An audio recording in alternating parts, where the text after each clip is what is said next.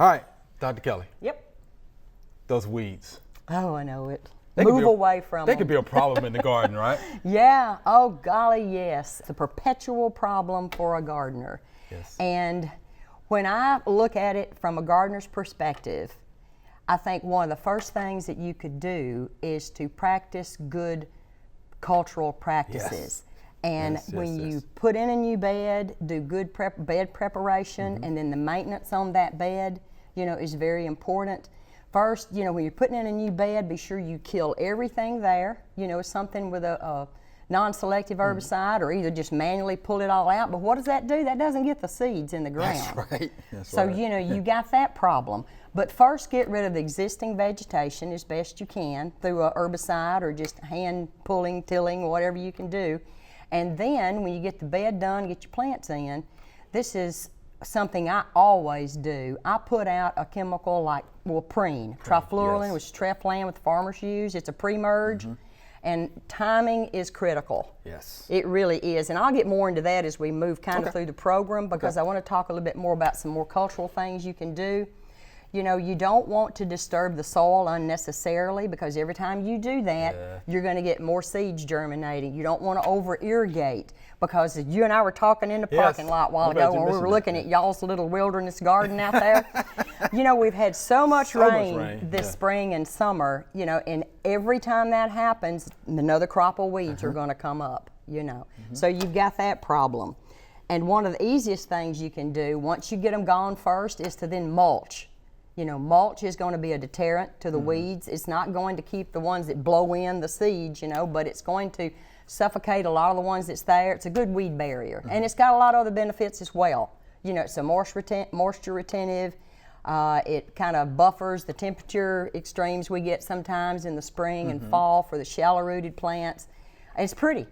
It's pretty. It makes your yard look like kind of you know what you're doing, which is always a good like thing, All right. Another thing is, if you have prolific reseeders, and that was something I should have mentioned about the pre-emerge, if you depend in some parts of your flower beds on reseeding of plants, you obviously don't want to put out a pre-emerge, like trifluralin, because it's going to keep those or suppress those from coming as well. Now, if you've got reseeders that you don't reseeding, like cleome or forget-me-nots or garlic chives or lemon balm, they're really prolific reseeders, cut the blooms off before they make seed. That's what I do. I just went and cut all my garlic chives down because they're in beds that, every seed will come up, seems like. So dead head, take the blooms off of your reseeders if you don't want them to reseed.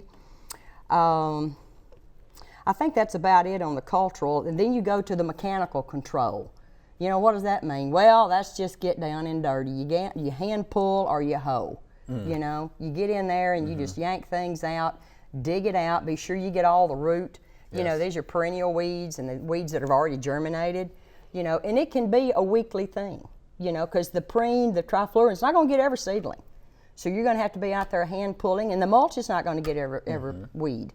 The other thing I think that we can go to is the chemical control, and I just have to be honest, I'm not really up on all of the chemicals, and I think you are. Yeah. So I think that the chemical control is something we probably have to do in all of our gardens. It's something maybe we may not like to do. Yeah. But to take care of the things that we can't control by the other things that I've mentioned, you can resort to some of the chemicals. And the thing you always need to do, and I know you hammer this as people in the industry or in the educational field, you read and follow all of those instructions on that label, because as we tell people in Mississippi, the label is the law.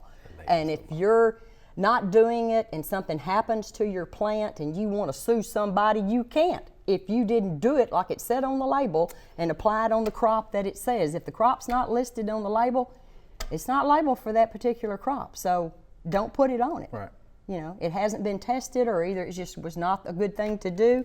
So always read the label. And as I mentioned earlier, pre-emerge is the easiest and best way, in my mind, to control a lot of the weeds. I would agree with that. And I think it's the best strategy for that. Of course, we mentioned preen. There's one called snapshot. There's some others I'm sure you could mention.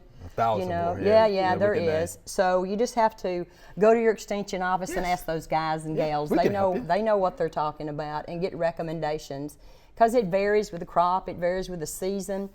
And in my garden, I always try to time my pre-emerge during the time that will get the winter weeds before they germinate. That's good. And that's like now. Now, And so let's talk about some of those winter weeds. Okay, yeah, because I was fixing to say, hen bit's already coming up. Hen bit is coming up. Hen bit's coming up. We got other things. Yes. So, and you know, we got the global warming thing. So I think our seasons are changing.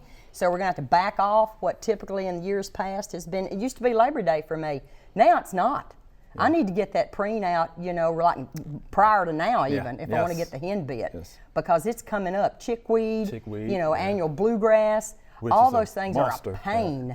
So time your application late summer, early fall, you know, middle, late August in this part of the world. Yes. And then for that gets the, you know, and it's not going to get them all. No. You know, you're not going to get them all, but it will knock them down and prevent some of the germinating. And then for the summer weeds, it used to be what I would call spring break. Well, now it's probably the 1st of March. Yeah. You know, late February, early March to get the summer weeds, you know, like oxalis and some of the others. So we've had pre-emerge. We got the pre. Under the chemical. Now we're going to talk about post-emergent. And we've mentioned that, you know, about how you can use glyphosate and you can use some other things like image, and I'm sure you could name some others that are good for home use. Yeah. If you read the label and do what it says. A lot of those three-way herbicides. Oh, yeah. And there's not actually a lot of selections for control of the broadleaf weeds. There's not, you know, for homeowners. It's not a whole lot out there. But there's things for grasses. Yeah.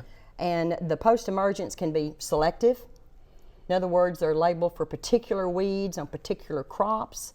You know, so you have to be sure and read the label on that. There's some good ones out there, but golly bum, they'll kill your plants too if you don't do it right. Right, because most of your plants are what? Broadleaf. Exactly. You know, so you have to be careful with those.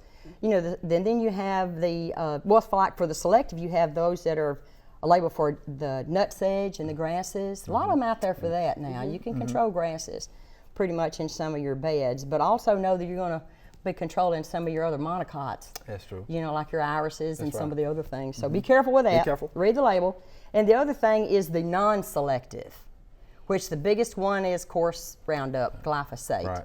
You know, and it'll kill whatever it hits for the most part. So you have to be very, very careful, you know, and you apply it on actively growing plants. Yeah, not stressed out plants. Yeah, not stressed out, and you gotta, and it needs to, I don't know, I've read different things, and I don't know what the label says exactly, but I have found out in my own use, and I've used Roundup for years, you know, years and years, and I'm very particular about, you know, being cautious with it, spray drift and that kind of thing, and anytime you use a chemical, you need to protect yourself. Yes. You need to protect the environment. You don't need to put it on a windy day. You don't need to put it close to anything that it could drift over to. You know, want the animals out in the yard, you wait till everything dries.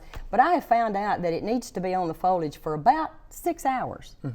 And after that, you know, you're done. That's it. It can rain after 6 hours, and it pretty much has taken it up. Is that what you think, Chris? Yes, ma'am. I don't know what it says on the label, but I have. It will say that on the label. Okay, It will say that. So I'm thinking 12 hours. You know, you're good to go. Good to go. But spot treat, you know, because it's very easy to damage your plants with this non-selective type herbicide. Yeah. Gotta be careful. But you got a lot of tools in your weed chest, so you can do a lot of things. Doc, we appreciate that. That was good information. Appreciate that. Thanks for watching the video. If you enjoyed it, please click the subscribe button below.